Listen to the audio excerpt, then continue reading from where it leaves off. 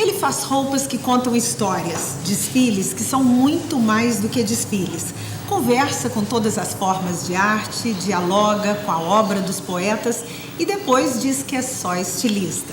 Ela também diz que faz moda, mas escreve textos de um lirismo comovente e lança coleções de acessórios que são muito mais do que bijuterias. No programa de hoje, a gente conversa com Ronaldo Fraga e Meire Figueiredo Arantes. Dois talentos que não cabem em nenhuma forma.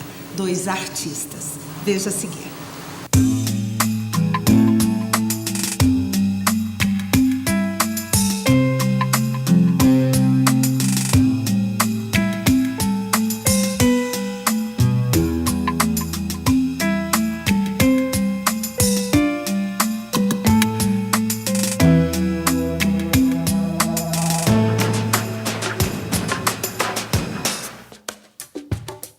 Estilo, modelos, tendências, todos os conceitos que fazem parte do mundo da moda se tornam relativos quando se trata do universo de Ronaldo Fraga. Um universo feito de bordados que contam histórias, aplicações artesanais que são pura poesia, a mistura delicada do que é contemporâneo com um passado que não se pode desprezar. Para este mineiro que estudou moda em Londres e Nova York, criar é percorrer caminhos próprios, fazer o que ninguém faz. Seus desfiles em eventos como a São Paulo Fashion Week emocionam e surpreendem. São crônicas de um tempo que ele faz questão de interpretar. Talvez por isso tenha escolhido outro cronista como tema de uma de suas coleções e tenha lançado há pouco tempo um livro em que mistura suas ilustrações inconfundíveis com as palavras de Carlos Drummond de Andrade. De um lado, o cronista e poeta de Itabira, que fazia comentários saborosos sobre a moda em sua obra. Do outro, o artista da roupa, que faz de suas criações palavras. Em sua casa, em Belo Horizonte, Ronaldo Fraga nos recebe para falar sobre moda, criação e, claro, Carlos Drummond de Andrade. Como é que Carlos Drummond de Andrade entrou na sua vida, na passarela desse estilista? Bom, a relação com Drummond começou, na verdade, na adolescência, né? Então, eu sempre tive um interesse muito grande pela obra de Drummond e que me foi toda presenteada no ano do centenário, né? E eu vivia nessa loucura de uma coleção atrás da outra. Com as coleções eu procuro desculpa para estudar coisas que eu não tenho tempo, coisas que eu gostaria. E uma delas foi ler mais sobre Drummond, foi mergulhar no universo de Drummond, né? Só que aí com o olhar e o desejo, né, que aquelas palavras ou aquele contexto dialogasse com a questão do vestir, dialogasse com a roupa, ou viesse a ser transformado em roupa. E foi delicioso, porque o Drummond ele já traz um universo todo pronto, ele já traz cheiro, ele já traz cor, né? Ele já traz tudo, ele já desenha tudo na sua memória, né? Ele tem uma desenvoltura com a palavra e o que é curioso, daí eu acho que é o grande fascínio com relação à obra do Drummond, é que vem do homem comum, sempre foi um olhar para o homem comum, né? E daí que eu acho, quando me perguntavam assim, mas o que tem a ver Drummond com moda? Eu faço com alguém que tratou com tanta delicadeza o tempo que viveu, né? Com tanta gentileza o tempo que viveu e olhou esse tempo de olho no homem comum, né? Isso é moda, né? Isso, para mim, é a função principal da moda. E é o que você costuma dizer, né? Que a última coisa de que o mundo precisa é de mais uma coleção, mais uma tendência, mais uma roupa. Eu acho que a moda que interessa é esta outra moda, né? Que é essa crônica do cotidiano. Esse olhar de entender, não sei se entender, ou também não sei se é simplesmente registrar, mas essa relação de afeto com o tempo, né?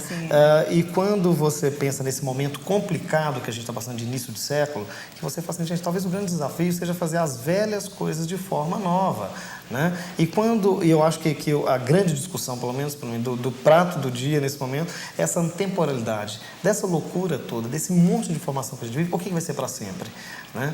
E é isso que faz com que a obra do Drummond, para daqui a 100 anos, ela vai continuar atual, porque ela é pop, é um poeta que nasceu com a vocação para ser popular, né? Brilhou na Mangueira, no Desfile da Mangueira em 87, no Reino das Palavras, já teve poemas em estações de trem de metrô em Paris, né? Então, assim, dialogar com a moda, evidentemente, ganhar a moda. Agora, o que foi para você, Ronaldo? Eu fiquei imaginando, lendo o seu livro e lendo as notícias sobre o livro, porque a família do Drummond deixou você mergulhar no apartamento onde ele morou 40 anos, né? Como é que foi esse mergulho aí nesse... Isso foi fascinante. Um universo completamente único, né? Foi fascinante. Você mergulhar no universo privado de um mito, né, já é sempre uma coisa fascinante. E no caso de Drummond, eu acho que ela tem um sabor especial, porque nos mínimos vestígios ele deixa a marca do poeta, né? Então, assim, eu brinquei muitas vezes, assim, o bilhete que ele deixa para o Homem do Gás, ele já tem uma conotação do poeta. Por quê? Porque tem uma coisa de uma delicadeza, uma gentileza que o dia a dia vem nos tolhendo, que nós vemos perdendo, né? Onde o Drummond pegava o papelzinho, fazia margem com a canetinha, margem com lápis de cor, num capricho tal que você falava assim... É o poeta da palavra e das formas, com certeza. Vamos ler um trechinho do Drummond? Claro do que sim. Do seu livro? É difícil, eu acho, que escolher, né? Tem coisas, por exemplo, que são muito fortes. Quando perguntado quando às vezes para as pessoas, mas o Drummond incomoda, como que é isso? E se fosse para escolher um poema que trouxesse isso muito claro, eu colocaria o Eu Etiqueta. Né? Quando ele coloca, eu acho ele extremamente atual, quando ele coloca: em minha calça está grudado um nome, que não é meu de batismo ou de cartório, um nome estranho.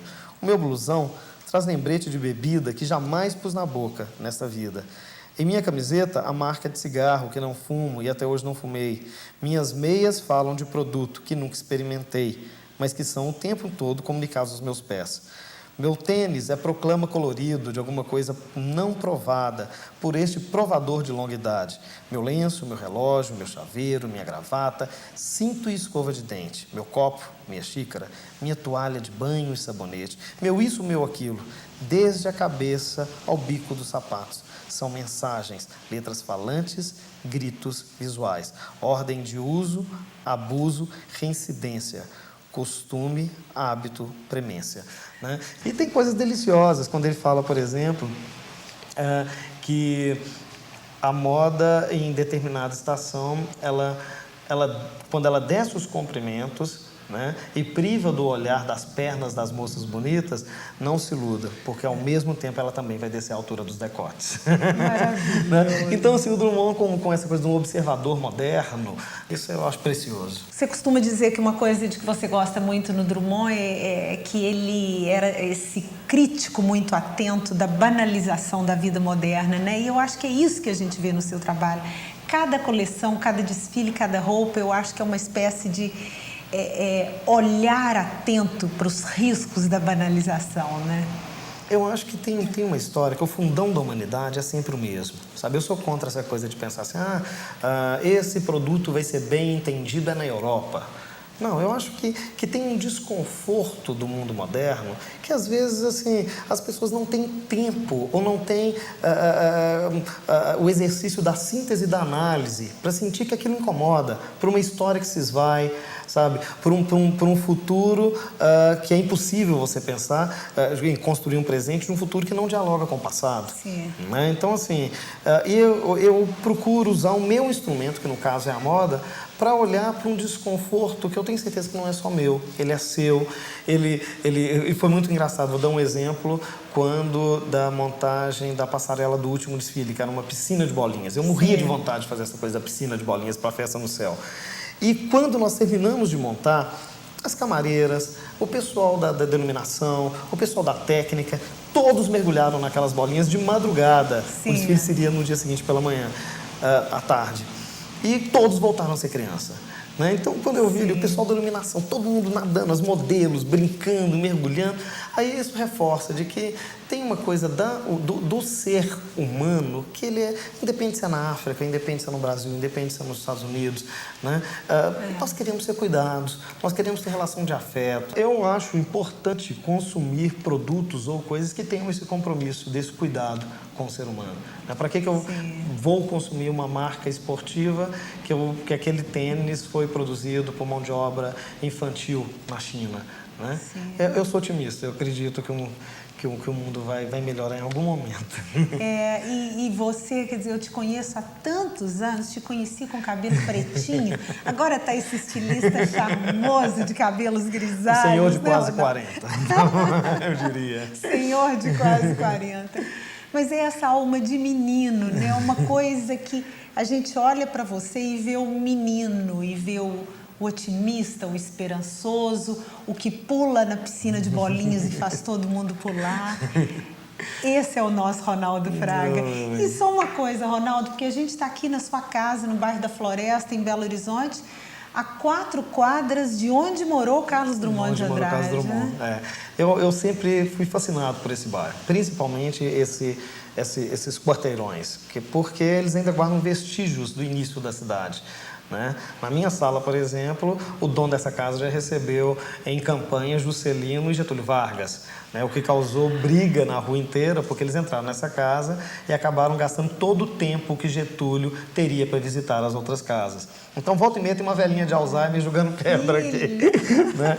Então, assim, tem essa coisa de uma cidade muito nova, de uma cidade que tem os seus vestígios, que eu acho que o designer deveria ter um compromisso civil, tá? Em talvez reinventar uma memória iconográfica a partir dessa história que ainda existe, enquanto ela existe. A gente, antes aqui de começar a entrevista, a gente estava falando da Cecília Meirelles, né? Isso. Tem um verso dela que eu acho maravilhoso, que a vida só é possível reinventada. Eu acho que isso que você fez é uma reinvenção da vida, né? Esse casamento seu com a obra do Drummond, essas coleções que você cria são formas absolutamente originais e comoventes de reinventar a vida. Eu quero dar muito prazer. Prescrevia Cecília Meirelles. A gente agora vai chamar o segundo bloco. Eu queria que você fizesse isso, porque é uma amiga sua querida que é a nossa entrevistada do próximo bloco. Então, chame, por favor. E com muito prazer. Porque, na verdade, eu só fui o tira-gosto, né? O melhor vem aí, que é a joia da coroa de Minas. Né? Aquela que finge, passa o tempo fazendo, alguns chamam de acessórios, mas eu acho que isso já ultrapassou as joias. A nossa amada Meire Design. Ronaldo, então, só para fechar agora, fechar mesmo o nosso bloco, que música que você gostaria que acompanhasse suas roupas? Olha, essa história de música, a cada instante você pode pensar numa música diferente. Nesse momento, eu tenho lido muito Cartola, então eu gostaria que fosse Divina Dama. Eu dancei com você, Divina Dama, com o coração queimado em chama, tudo acabado e o baile encerrado, atordoado fiquei.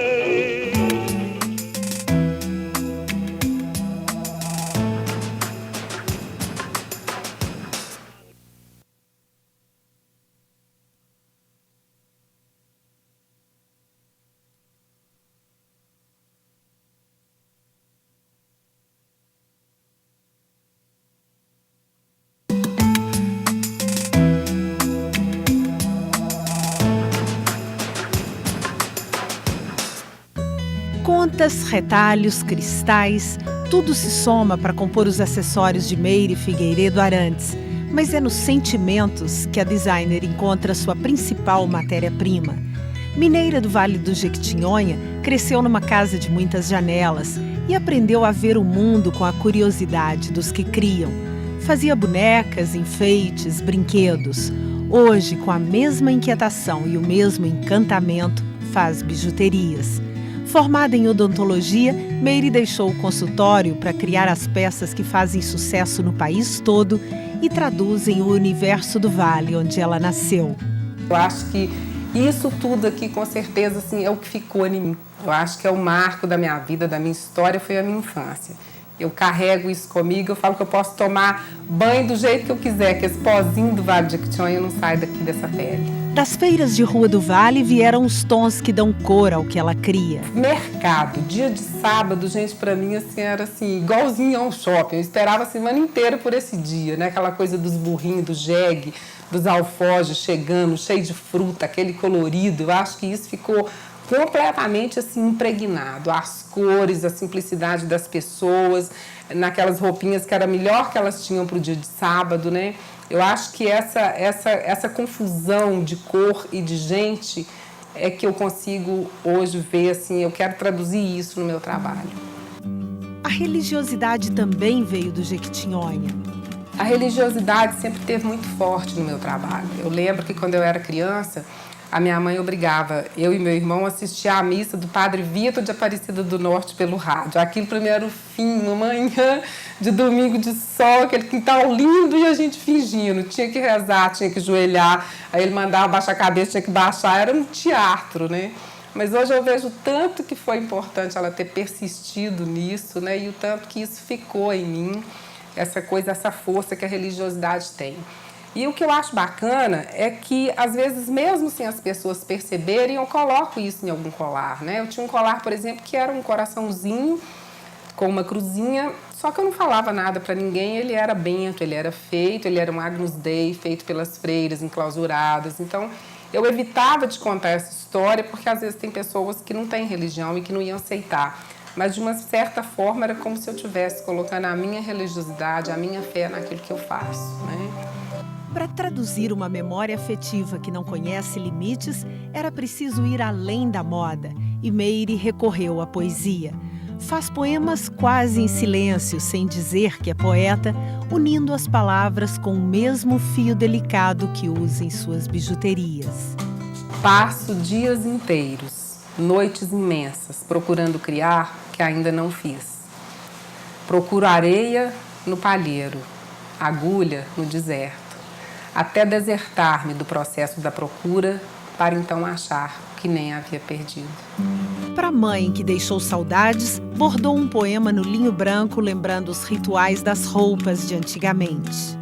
Mãe, o rol escrito, a lavadeira saindo, anil esquecido sobre a mesa, roupa quarando no lajedo, rio correndo entre pedras, céu sem nuvens, a combinação no varal, o sol no céu, passadeira com ferro de brasa, o fole no canto do quarto, cheiro de roupa engomada, lençóis passados guardam lembranças.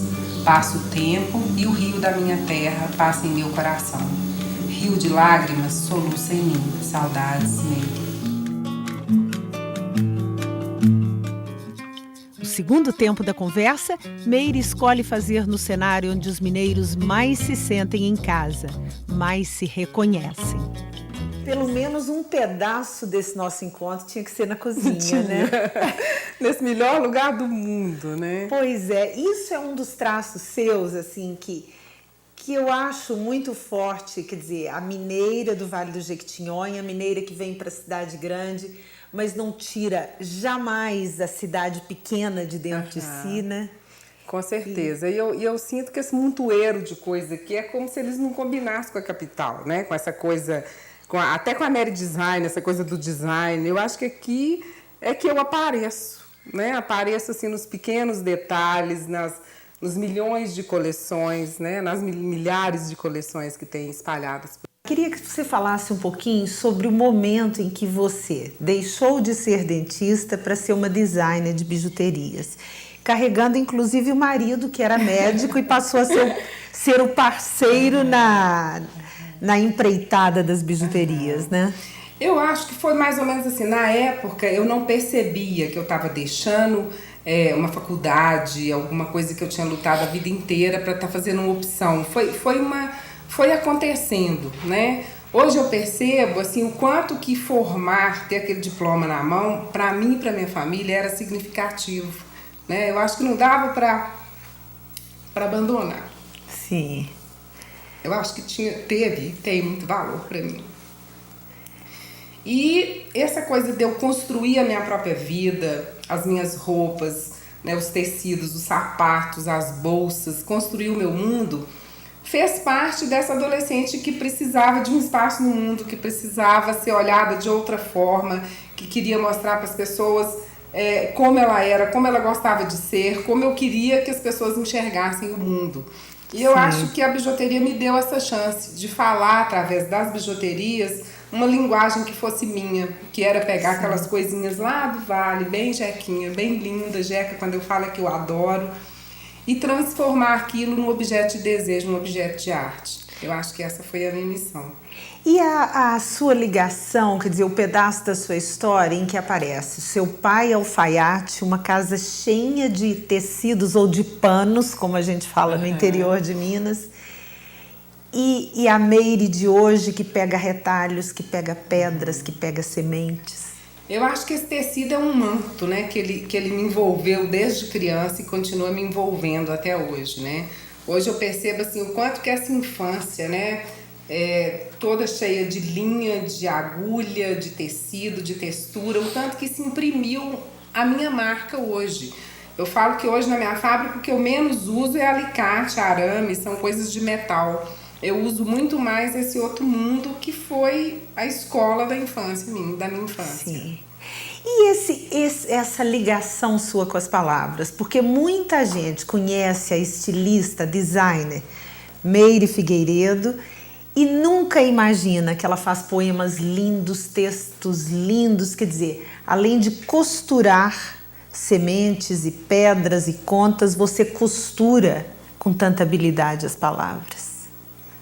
Olha, eu comecei a escrever com 17 anos, como toda adolescente, aquela fase, eu acho que você tem muitas perguntas e não tem respostas, né? Sim. E eu acho que as palavras também entraram na minha vida como essa forma de falar com os outros, né? Já que eu não posso falar como uma mulher lá do Nordeste falando ao vivo, eu falo através de um colar que ela usa comigo, eu converso com ela através desse colar que ela põe no colo, né? E eu acho que as palavras, elas acompanham mais ou menos a mesma linha de pensamento. É uma maneira de eu estar com alguém, de eu colocar o que eu sinto para as outras pessoas, da forma como eu vejo o mundo, e eu recebo respostas, né? Eu acho que mais do que nunca o texto escrito, ele provoca, ele instiga, ele fala às vezes o contrário do que você pensou quando você escreveu. Sim. A palavra parece que tem lado, tem facetas que são obscuras às vezes, né? Ela subverte a sua razão, muito, né? Porque cada um, quando lê um texto, enxerga a sua verdade, o que quer sentir, né? Então eu acho que mais ou menos é a mesma forma, só que de um outro jeito, uma com palavra e outra com biju. Sim, pois é, porque a gente viu o Ronaldo Fraga, né, que também é fascinado pelo mundo das palavras, essa ligação dele com a obra do Carlos Drummond de Andrade, né?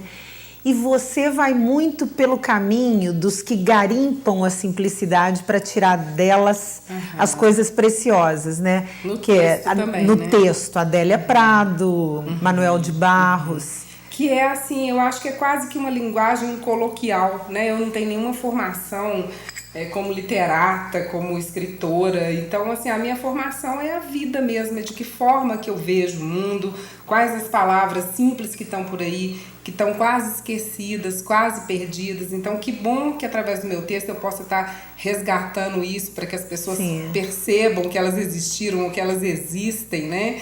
Tem pessoas bem mais velhas do que eu que falam, gente, mas assim, você lembra de tudo da minha infância? Quer dizer, eu não tenho a mesma idade daquela pessoa, mas exatamente aquela simplicidade de vida, aquelas palavrinhas que eram usadas, ou citar coisas que acontecem de uma forma tão simples na vida, que muitas vezes são as coisas mais ricas que a gente tem e que passam despercebidas, né? Eu acho que eu gosto dessa coisa do Manel, né? De tornar o desprezível ser prezado. Manuel de Barros. De novo. Poeta maravilhoso, eu também.